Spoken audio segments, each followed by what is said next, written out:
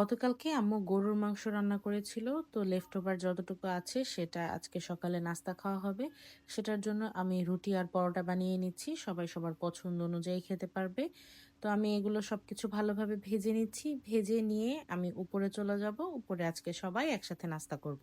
আম্মু গরুর মাংস গরম করেছে আর চা বানিয়ে নিয়েছে, এবার নাস্তাটা শেষ করি। আমার কিচেনের এই কাউন্টার টপটা কিন্তু আজকে আমি মাল্টিপারপাস ওয়েতে ব্যবহার করব। দীর্ঘদিন ধরেই আয়রন স্ট্যান্ড একটা কিনবো কিনবো বলে কেনা হচ্ছিল না, তো হঠাৎ আমার মাথায় এলো আমার এই জায়গাটাতে যদি আমি কাপড় আয়রন করি, এটার হাইটটা কিন্তু আয়রন স্ট্যান্ডের মতোই আর খুব ইজিলি দাঁড়িয়ে দাঁড়িয়ে আয়রন করা যায়।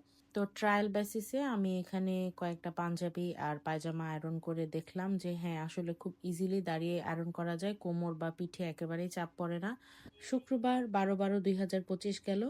তো এই সুন্দর ডেটটা সেলিব্রেট করার জন্য আমরা বের হয়ে গিয়েছি। বের হয়ে আমরা আগারগাঁয়ে চলে গিয়েছি। আগারগাঁয়ে মনে হয় এখন কন্টিনিউ একটার পর একটা মেলা হতে থাকে। এখন আবার হচ্ছে দেশীয় পণ্য ও হ্যান্ডক্রাফটের মেলা। মেলায় ঘুরলাম, সবকিছু দেখলাম, খুব ভালো লাগলো।